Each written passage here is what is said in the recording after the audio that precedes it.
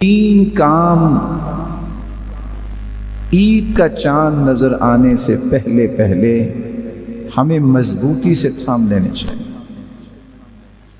سب سے پہلا کام رسول اکرم صلی اللہ علیہ وآلہ وسلم نے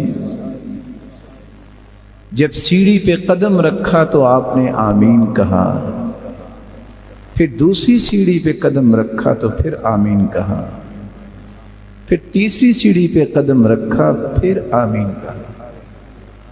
صحابہ کرام نے سوال کیا، اللہ کے پیارے پیغمبر پہلے ایسا کبھی ہوا نہیں، آپ نے یہ جو آمین کہا ہے ہمیں سمجھ نہیں آئی۔ آپ نے فرمایا، میں جب پہلی سیڑھی پہ چڑھا اور دوسری اور تیسری پہ تو جبریل امین نے 3 دعائیں کی تھی۔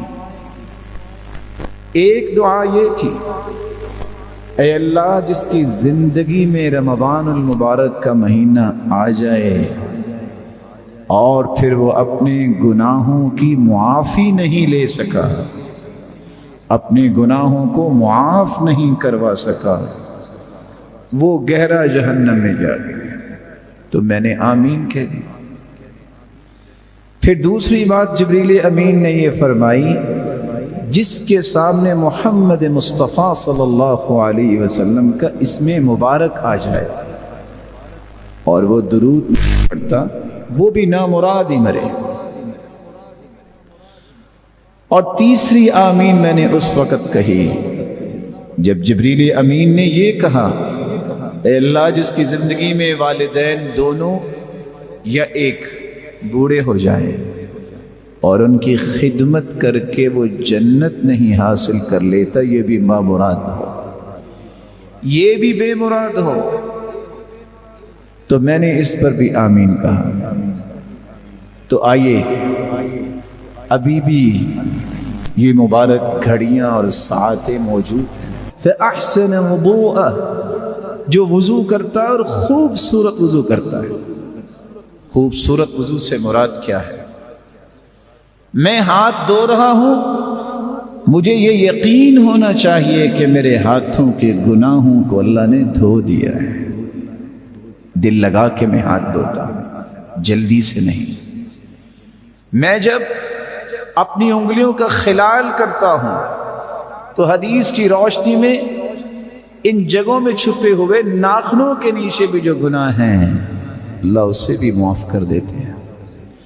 چہرے کو دھوتا ہوں تو اس تسلی سے دھوتا ہوں کہ آنکھوں کی پلکوں کے نیچے حتی تحت اشفار عینی اللہ ان گناہوں کو بھی معاف کر دیتے ہیں، دھو دیتے ہیں۔ اچھا وضو کرنے کے بعد 2 رکعتیں پڑھی جائے، اکیلے کسی کمرے میں آج 2 رکعتیں ضرور پڑھیے گا، دل لگا کے، یقبل بوجہہ وقلبہ، دل کو بھی اللہ کی طرف لگا کے، چہرہ بھی قبلہ کی طرف کر کے، قلب و قالب کو اللہ کی طرف لگا کے 2 رکعتیں پڑھ لیں۔